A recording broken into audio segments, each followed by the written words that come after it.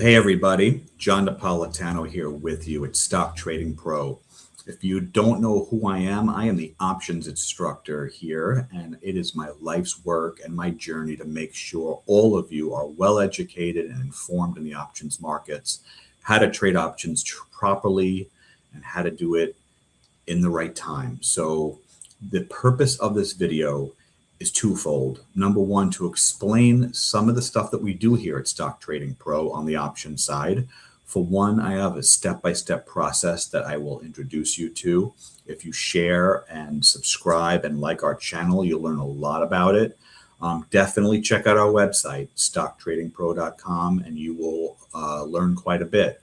But in this video specifically, I've been asked for like the last several weeks, John, what are you going to do about SpaceX when it comes out? When the IPO comes out, what are you going to do on the option side? Well, here's the thing. A lot of times you can't do much because unfortunately, when a stock goes public for the first time, you really don't get an opportunity to trade the options for sometimes a couple of weeks after the stock goes public. So this is a special situation.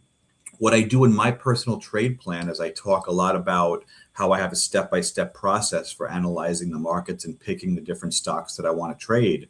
But I do allow in my plan about 10 to 15% of special situations, certain circumstances that kind of are a little bit different than my actual hardcore, my core trading plan. This allows for some flexibility, and it allows for me to explore some new opportunity. And this happens to be one of those times. And this is what I want to share with you. Your trade plan and what you do has to be specific to what your goals are and what you're all about, but also be flexible for certain situations, whether it be earnings, whether it be a particular news event, whether it be a particular momentum trade you want to do. So without further ado, I'm going to show you an idea that came across my desk on how to handle the SpaceX IPO before it even happens. To get involved with it if you want to. So check this out. I'm going to jump into my screen right now. For those of you who are not familiar with this particular name, the ticker is XOVR. It's called ER Shares Private Public Crossover ETF. Now, for those of you who are unfamiliar with what an ETF is, it's basically a fund. And it invests in a whole bunch of different things, and it usually represents an index or a sector or a particular theme in this case. And this one particularly involves private equity as well as growth stocks. So if you take a quick look at the top 10 holdings, I'm going to make this bigger so you guys can see. You can see straight up here, 17.21% is an SPV exposure to SpaceX. So I checked on the internet, I did a little bit of research in the back here, and this particular fund owns between 17 and up to 40% of SpaceX exposure in the form of an SPV, or a special purpose vehicle. So basically, when SpaceX goes public, this particular fund will have exposure to their shares. So they got in by owning the private equity, by actually owning SpaceX shares prior to the IPO actually going out. So potentially, if SpaceX was to go up in the IPO or subsequently the trading afterwards, this fund will likely benefit from that. On top of that, you have some major exposure to other pretty famous names here. So it acts as a little bit of a hedge. So this particular fund has a bit of a twofold approach, which I thought was pretty cool. It has NVIDIA, which is 11%. It has Google, 7.8%. It's got Meta, 5.5%. It's got some Robinhood. It's got some other pharmaceutical names as well. It's got DoorDash and a few others. So long story short, you got some diversification going on here in the form of in the form of it basically being a fund. And it also has SpaceX exposure. So now we don't know when the IPO is coming out. They're saying it should be somewhere around June 12th-ish, give or take. Who knows? You never really know until it happens, until the announcement is made. So basically, this particular fund, you can see, I just want to point out the volume that's gone on the last couple of days here. The cat's a little bit out of the bag in the sense that it has gone up in the month of April from a price of $16 all the way to $20. Now, if SpaceX explodes like it's supposed to, this fund could potentially go much higher. So although it did pull back a little bit here in the pre-market right here, and you could wait for a pullback to get back to 19, you never really know. The momentum could just send this thing continually higher, especially with this excess volume that you see going on here. So how do you do this in the options market? Well, one of the things you have to take a look at is you don't really know when the IPO is happening. You don't know how, what the trading situation is going to be like. So whenever there's a lot of unknowns, I potentially like to go out as far as possible in time. That allows me a little bit of leverage. I can hold on to my position. I could trade out of my position if I don't like it. It gives me a little bit of time on my side. So I'm particularly looking at the furthest out date to buy options on this thing. I'm looking at the November 20th expiration date. That is 175 days from now.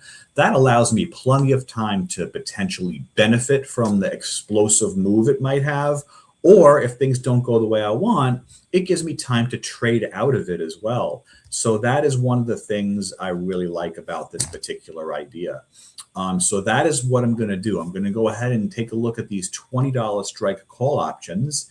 Now they're trading at a significant premium here. If you look, the current price is $20.36, and the options are trading at about $5. If you look at the middle of the spread here, give or take a couple of dollars here or there.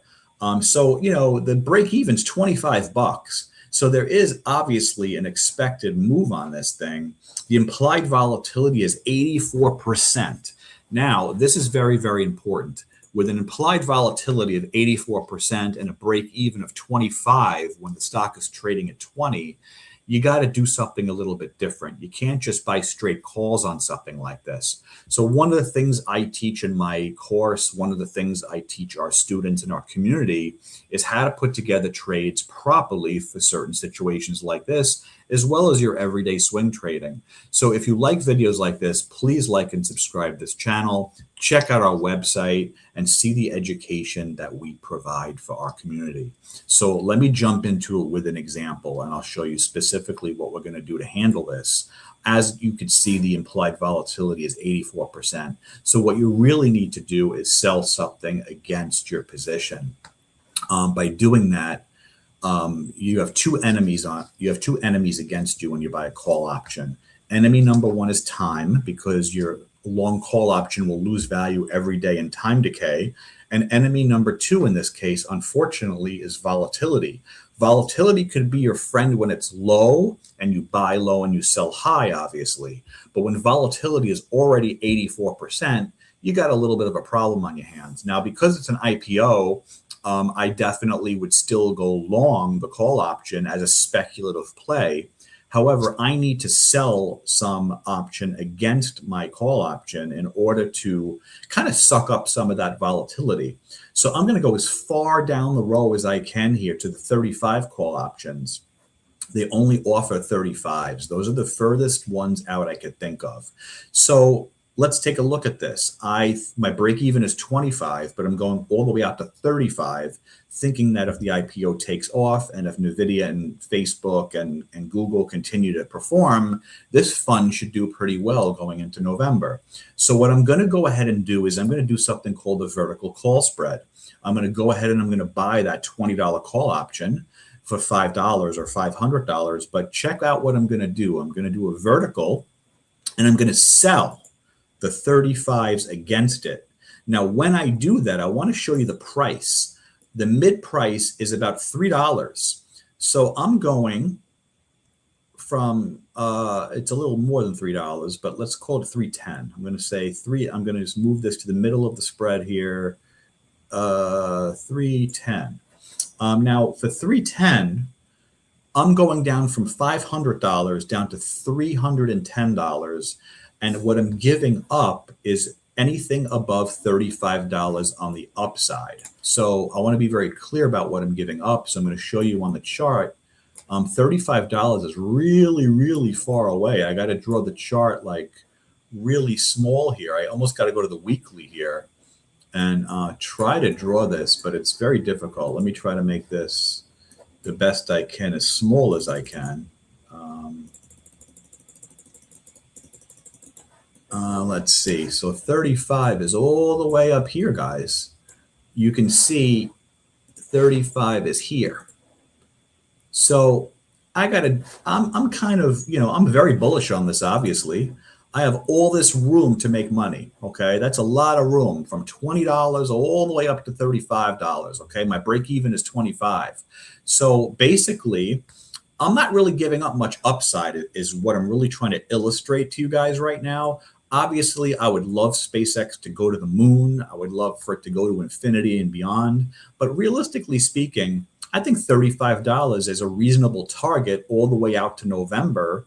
I'm probably not going to stay in the trade that long, by the way. If once it pops on the IPO, I'm looking to maybe exit the trade for a quick profit and not worry about it so much. But the reason why I'm selling the 35 call options is because I'm receiving a credit of about $2. The $35 call options are currently 190 by 2. So I'm cutting my cost significantly. I want to point that out. Let's do some quick math here, and I'll show you what I'm talking about. Just by doing this, okay? If I have a $5 price tag for my call option, right?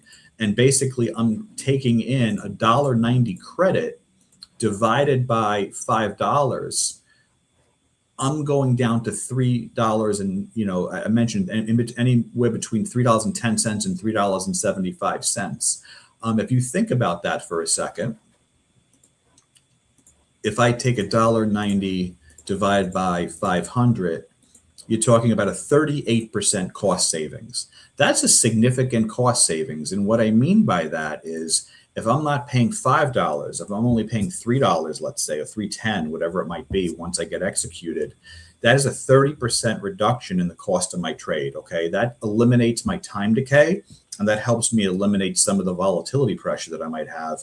If volatility contracts, even if price goes up, I might not make as much money as I think I will. By having that spread trade on, that will help allow for volatility to still continue to not really hurt my trade that much. So that's the whole reason for that spread trade. If I go ahead and show you the risk reward profile on this, I'm going to show you exactly what kind of magic we're talking about here. I am going to go in here, and I am going to show you exactly what the risk reward is.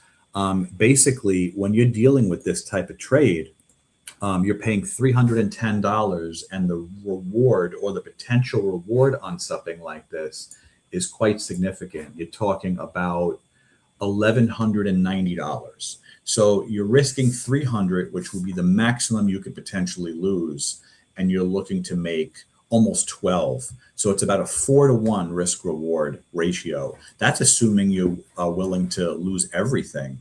Most of my trades, I generally leave a 40 to 50% stop loss on my premium. So if it goes down from 310 to, let's say, $1.50, I'm gone. So really, I'm risking about $1.50, maybe $2 to make potentially $12. That is a tremendous risk reward potential for this. That's how you put together a trade like this. You're talking about a $300 bet to make maybe $1,200 potentially into the IPO or into November, depending on how long you want to hold it. That, to me, is a smart way to play an IPO. You're not risking too much money. You have a smart trade that makes sense. You're dealing with volatility. You're dealing with time decay, and you're able to move on to something else and not stress out over having so much capital deployed over a speculative idea. So that's the way to play it, my friends. I hope this video was helpful.